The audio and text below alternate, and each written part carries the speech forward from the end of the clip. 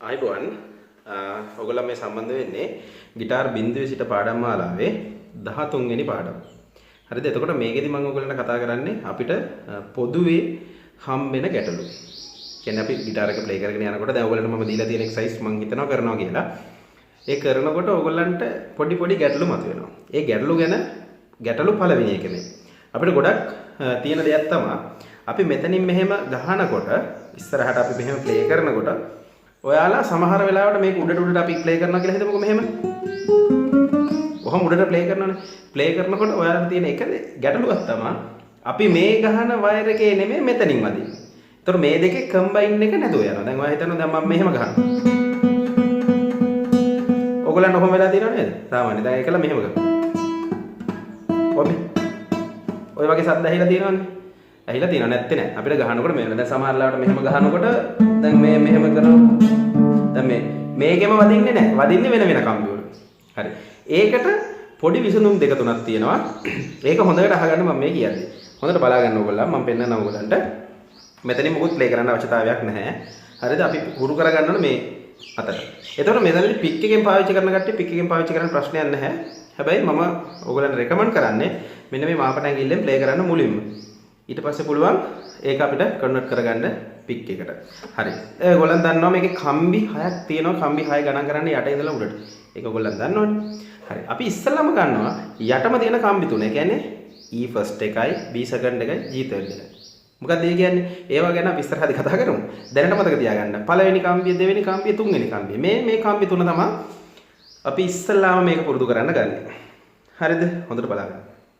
අපි ඉස්සෙල්ලාම මේ විදිහට අරගෙන ගහනවා G කම්බියට. එහෙම නැත්නම් තුන්වෙනි කම්බියට මේ 1 2 තුන්වෙනි කම්බියට අපි ගහනවා මෙහෙම. හරිනේ? ඊළඟට ගහනවා අපි පළවෙනි කම්බියට 3යි 1යි මේ. මෙහෙම බලාගෙන ප්ලේ කරන්න ප්‍රශ්නයක් නැහැ. මෙහෙම බලාගෙන ප්ලේ කරන්න මෙහෙම. තේරෙනවද? ඒක ටික වෙලාවක් ගහන්න. පැහැදිලිද? පොඩි වෙලාවක් ගහන්න. මේක මේ බේසික්ම පාර්ට් එකක් ඈ. හරි. ඊළඟට ගහනවා 2යි පළවෙනි කම්බිය මේ. මේක නම් හරියම ලේසි තියෙන්නේ. දෙවෙනි කම්බිය පළවෙනි කම්බිය ගහන්නේ මේ. හරි. ඊළඟට අපි ගහනවා ආපහු මේ විදිහට. ඒ කියන්නේ තුන්වෙනි කම්බියයි පළවෙනි කම්බියයි 3යි 1යි 3යි 1යි 3යි 1යි. ඒක ගහනවා අපි තප්පර 30ක් විතර ගහනවා. ඊළඟට ගහනවා 2යි 1යි 2යි 1යි 2යි 1යි. ඊළඟට මොකද කරන්නේ? අපි මේ දෙක එකට එකතු කරනවා. මේ දෙක කියලා කියන්නේ 3යි 1යි ගහනවා. ඊළඟට 2යි 1යි ගහනවා. කොහොමද ගහන්නේ? 3යි 1යි 2යි 1යි. ඔන්න බලා ගන්න. තේරෙන්නේ? 3 1 2 1 3 1 2 1 3 1 2 1. හරි. දැන් මේ විදිහට ඔයා මං කියනවට ඔයගොල්ලන් ප්ලේ කරලා බලන්න විනාඩි 5ක් වගේ ප්ලේ කරලා බලන්න. විනාඩි 5ක් වගේ ගහනකොට ඔයගොල්ලන්ට ඕක චුට්ටක් හුරු වෙනවා. මෙන්න මේක. දැන් ඔයාලට තියෙන එකම ගැටලුව මේකයි කම්බයින් කරගන්න බෑ. කියන්නේ සම්බන්ධ කරගන්න බෑ. ඒ ගැටලුව තියෙන ඉස්සෙල්ලා අපි මේ අත හදාගමු. මේ අත හදාගත්තට පස්සේ අපිට පුළුවන් මේ අත් දෙකම එකට ප්ලේ කරන්න. හරි. දැන් අපි බලමු මේ විදිහට ගහන්න. ඊළඟට මොකද කරන්නේ? ඊළඟට ඔයගොල්ලන් කරන්න ඕනේ මෙන්න මේ විදිහට අපි ඉස්සෙල්ලා පටන් ගත්තේ තුන්වෙනි එකනේ. ඒ කියන්නේ තුන්වෙනි කම්බියෙන් දැන් පටන් ගන්නවා හතරවෙනි කම්බිය. මේ ඒකල 4 මොකද වදින්නේ? 2 4 2 4 2 4 2 4 2. හරිනේ. ඊළඟට ගහනවා 3 2 3 2 3 2 3 2. දැන් මේකත් අර කලින් වගේම එකට එකතු කරලා අපි ගහනවා කොහොමද? 4 2 3 2 4 2 3 2 4 2 3 2. ඒ වගේ මේ මුළු කම්බි සෙට් එකේම උඩට ගහන්න. පළවෙනි ස්ටෙප් එක විදියට ඔන්න ඕක. පැහැදිලිද මම මේ කියන දේ? හරිද? ඉස්සෙල්ලා අපි සුළුවෙන් පටන් ගමු. ඊළඟට අපි බලමු මේකේ තව එකක් අපිට යන්න පුළුවන්. මෙන්න මේ විදියට. මම මෙතනින් නතර කරනවා. මේක මම අර හිමීට කියලා දෙන නිසා මම ඊළඟ වීඩියෝ එක ඉක්මනින් දාන්නම්. එතකොට ඔයගොල්ලන්ට බලන්න පුළුවන්. ඊළඟට අපි ගහනවා මෙන්න මේ වගේ. හොඳට බලන්න. මේක චුට්ටක් ඉස්සරහට ගිහිල්ලා ප්ලේ කරනවා නම් හොඳයි. ඒ කියන්නේ තා චුට්ටක් ඉස්සරහට ගිහලා. නමුත් මම මේක දැනට කියලා දෙන්නම්. පොඩ්ඩක් හොඳට බලන්න. අපි මෙතනින් මොකුත් අල්ලන්නේ නැහැ. එතන නෝමල් තියා ගන්නවා.